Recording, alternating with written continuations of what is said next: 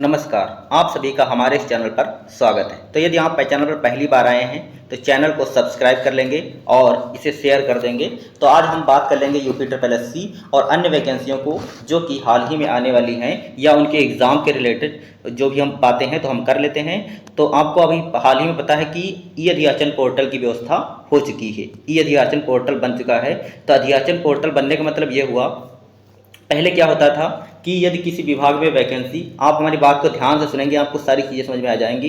पहले क्या होता था कि यदि किसी विभाग में कोई अगर विभाग है उसमें अगर कोई वैकेंसी है तो वो वैकेंसी को लिखित रूप में या पत्र के द्वारा कैसे भेजता था, भेजता था आयोग को। और उससे क्या होता था कि आयोग के पास पहुंचने में या उस पर विचार होने में काफ़ी टाइम लग जाता था। और यदि मान लेते हैं किसी विभाग ने पत्र के द्वारा आयोग को प्रेषित किया तो उसमें कोई अगर गलती हो जाती थी तो तो जो आयोग क्या करता था वापस उसी विभाग को भेजता था कि आपके इसमें गलतियां हैं और आप इसको सही करके दोबारा भेजिए। और यदि विभाग के द्वारा भेजी गई नोटिस या पत्र सही होता था तो क्या करते थे, उसको पास कर देते थे और इस तरह से वैकेंसी आती थी।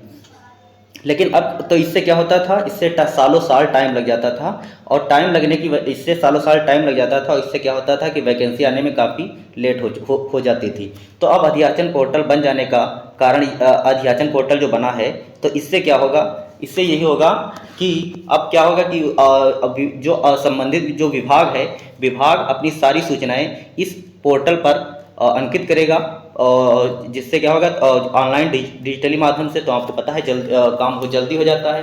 तो जब इस तरह से करेगा तो जो आयोग के पास है जल्दी चीज़ें पहुंच जाएंगी। और यदि इसमें कोई गलती होगी तो आयोग दोबारा उससे क्या करे, फॉरवर्ड करेगा कि आप इसको सही कर लीजिए और दोबारा आप इसको प्रेषित करें। और जब जब दोबारा सही करे प्रेषित करेगा और यदि कोई गलती नहीं होती तो आयोग उसको अपने पास सुरक्षित रख लेगा। तो इससे क्या होगा कि जो भर्तियां जो इतना लेट लतीफ़ा होता है तो इससे थोड़ा चीज़ें राहत मिल जाएंगी। तो ये चीज़ें हैं इससे रिलेटेड। तो आपने देख सकते हैं कि योगी आदित्यनाथ जी का ट्वीट, इन्होंने इससे रिलेटेड क्या कहा है, तो आप देख लीजिए। तो ये आपने देख लीजिए यहाँ पर, ये यहाँ पर आप देख लीजिए, शिक्षक भर्ती से रिलेटेड मैम है यहाँ पर। तो आपको हम बता देते हैं। तो ये पत्र है, तो ये पत्र ही ये एक लेटर है ई अधियाचन से संबंधित। तो ये पत्र भेजा गया है एम देवराज के द्वारा, और जो कि उत्तर प्रदेश शासन के प्रमुख सचिव हैं। तो इनके द्वारा किनको भेजा गया है तो हम आपको बता देते हैं, सारी बातें मैंने लिख रखी हैं तो मैं आपको बता देता हूँ। तो मुख्य बिंदु इस पत्र के क्या हैं, तो इस पत्र के मुख्य बिंदु क्या हैं कि उत्तर प्रदेश शासन के प्रमुख देवराज ने पत्र भेजा है सभी समस्त अपर मुख्य सचिवों को, सब सचिव, समस्त विभागाध्यक्ष, कार्यालयाध्यक्ष, स्वायत्त शासित संस्थान और उत्तर प्रदेश के उत्तर प्रदेश के विभाग के माध्यम से उन्होंने भेजा है पत्र। इसमें भेजा है, इसमें उन्होंने कहा क्या है, इन्होंने कहा है कि ई अधियाचन पोर्टल पर विभागों द्वारा अंकित की जा रही सूचना एवं लंबित अधियाचनों के संबंध में, और ये किसके संबंध में है कि ई अधियाचन पोर्टल पर विभागों द्वारा जो अंकित की जा रही सूचना और लंबित अधियाचन उसके संबंध में। तो उन्होंने क्या कहा, और ये भेजा किसको गया है, तो लोक सेवा आयोग और उत्तर प्रदेश अधीनस्थ सेवा आयोग, मतलब यूपीपीएससी और यूपी ट्रिपल एससी को भेजा गया है। और इसमें क्या कहा गया है, तो आगे इसमें इसके मुख्य बिंदु और देख लेते हैं क्या है उसमें लिखे हैं। तो इसमें लिखा गया है कि ई अधियाचन पोर्टल पर निर्धारित प्रारूप में विभागों द्वारा अंकित की जा रही सूचना में परिलक्षित हो रही त्रुटियों का निराकरण करते हुए सूचना अद्यतन कराई जाए। ये भी अनुरोध कि वर्तमान में पोर्टल पर परिलक्षित हो रही सूचना विवरण को पुनः चेक कर लिया जाए और सुनिश्चित किया जाए कि अंकित सूचना में पदों की संख्या की पुनरावृत्ति ना हो। तो इसके बारे में इसको हम समझा देते हैं आपको। तो इसमें क्या कहा गया है, इसको आप छोड़ दीजिए। इसमें ये सिंपली ये कहा गया है कि अधिवाचन पोर्टल पर यदि विभाग के द्वारा जो जानकारी दी गई उसमें अगर कोई त्रुटियां हैं तो उसको आप निराकरण कर लीजिए। और यदि आपने उसको वापस कर लिया, यदि विवरण को पुनः चेक कर लिया है,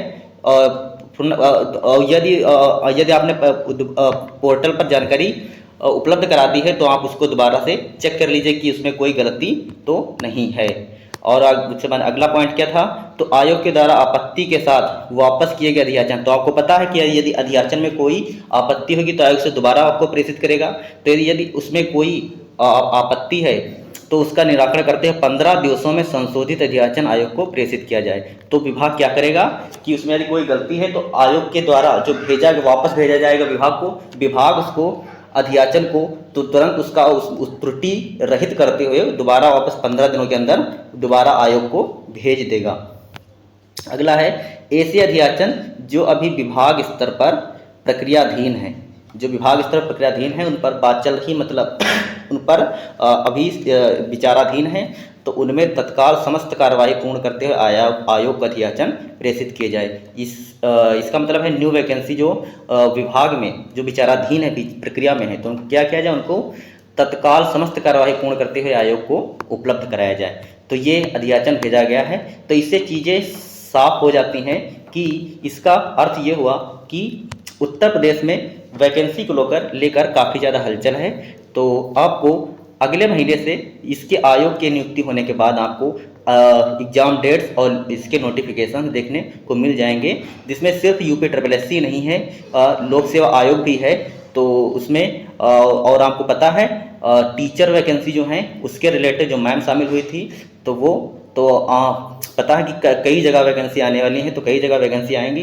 तो आज हम मेनली UPSSC के जो वैकेंसी आने वाली है उसके बारे में हम बात कर लेते हैं कि ये इनके रिलेटेड क्या न्यूज है। तो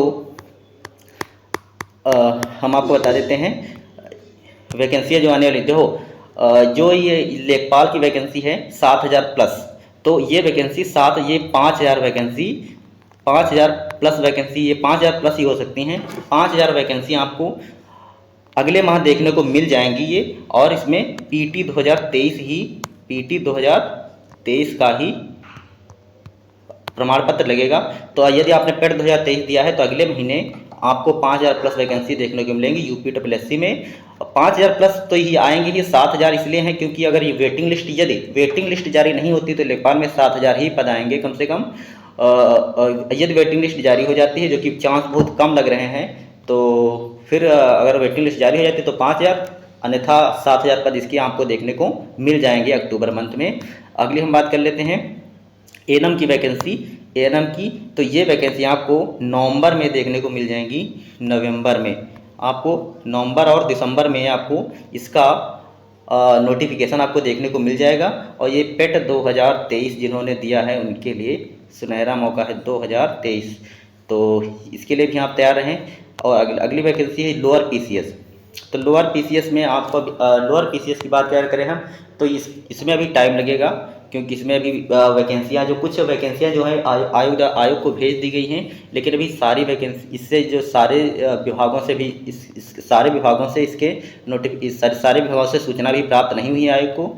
तो इसकी जब क्लियर होगा तब देखा जाएगा। फिलहाल ये दिसंबर तक आपको देखने को मिल सकती हैं, दिसंबर तक लोअर PCS आपको देखने को मिलेगा। और ये पेट 2023 से ही आपको देखने को मिलेगा, पेट 2023 से ही आपको देखने को मिलेगा। अब हम बात कर लेते हैं एग्ज़ाम डेट की। तो जो भी साथी VPO एग्ज़ाम डेट और जूनियर असिस्टेंट एग्ज़ाम डेट का इंतजार कर रहे हैं, तो वो लोग अपनी पढ़ाई में लग जाएं, क्योंकि इसके आयोग के अध्यक्ष जैसे ही नियुक्त होते हैं तो VPO 1468 और जूनियर असिस्टेंट 5512, इन दोनों के एग्ज़ाम से रिलेटेड नोटिफिकेशन आपको, एग्ज़ाम से रिलेटेड जो सूचनाएं हैं तुरंत प्राप्त होंगी। दोनों पर सबसे पहले इन्हीं दो पर होगा। तो एग्ज़ाम जो VPO की एग्ज़ाम डेट है, इसको आप 60 दिन का टाइम मान के चलिए, 60 दिन से ज़्यादा नहीं लगेंगे। तो यदि जो भी साथी VPO एग्ज़ाम की तैयारी कर रहे हैं तो वो 2 महीने से ज़्यादा, उनके एग्ज़ाम हर हाल में दिसंबर फर्स्ट वीक में 100% इसका एग्ज़ाम हो जाएगा दिसंबर तक, या दिसंबर में हम कह लें दिसंबर में इसका एग्ज़ाम हर हालत में हो जाएगा। और जूनियर असिस्टेंट की बात करें तो इस जूनियर असिस्टेंट वाले साथी भी इसको 3 महीने से ज़्यादा मानकर ना चलें आप इसको, क्योंकि इसके अगर बहुत लेट हुआ तो जनवरी में तो अवश्य ही ये हो जाएगा। तो आप इसको, अगर VPO वाले जो साथी हैं तो वो इसको 2 महीने 60 दिन का टाइम लेकर इसकी तैयारी करें, 7 डेज़ का, 60 डेज़ का। और जो जूनियर असिस्टेंट के साथी हैं वो इसको बहुत अधिकतम 90 डेज़ का ही लेकर चलें, क्योंकि आपको तुरंत जैसे इस महीने के, क्योंकि इस महीने के आखिरी तक आपको आपके अध्यक्ष आपको देखने को मिल जाएंगे।